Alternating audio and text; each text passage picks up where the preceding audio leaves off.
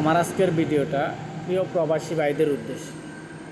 প্রিয় প্রবাসী ভাইয়েরা, আপনারা আপনাদের ফ্যামিলি এবং স্ত্রীকে কখনো অন্ধবিশ্বাস করবেন না।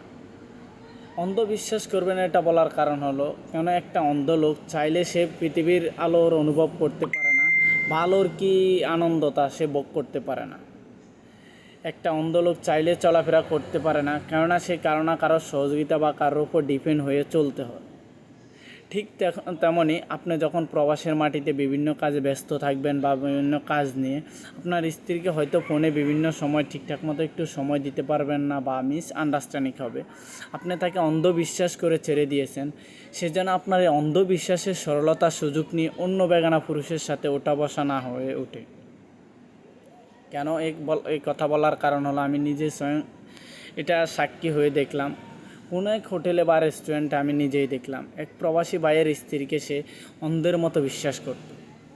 কিন্তু ওই প্রবাসী ভাইয়ের স্ত্রী তার স্বামীর সরলতার সুযোগ নিয়ে সে বিভিন্ন সময় বিভিন্ন রেস্টুরেন্টে, বিভিন্ন জায়গাতে, বিভিন্ন পার্কে তার গার্লফ্রেন্ডকে নিয়ে সে ঘুরতে যেত। কিন্তু বড় দুঃখের বিষয় হলো, তার হাজব্যান্ড প্রবাসের মাটিতে রক্তে রক্তে ঘামে জড়ানো টাকা সে অন্য পুরুষকে নিয়ে বিভিন্ন আনন্দ উল্লাসে ফুর্তি করে ভাঙতেছে। কিন্তু হয়তো সে স্ত্রী জানে না যে তার হাজব্যান্ড কীভাবে টাকা ইনকাম করতেছে প্রবাসের মাটিতে।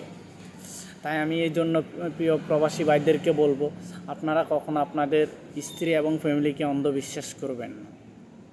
কেন, যখন আপনি আপনার স্ত্রীকে জিজ্ঞেস করতে চাইবেন কোথাও গেছে বা কী জন্য গেছে একটু জানতে চাইবেন, যদি রিয়েক্ট করে বসে তাহলে আপনি বলবেন তোমার কেন খোঁজখবর আমি রাখতে পারি না, আমি কি জিজ্ঞেস করতে পারি না কই গেছো কী কাজে।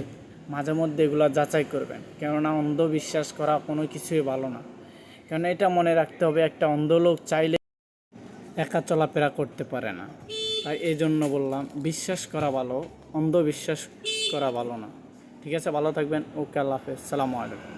সবাই কথাটা পজিটিভলি ভাবার চেষ্টা করবেন এবং সকলের মতামত কমেন্ট বক্সে জানিয়ে যাবেন।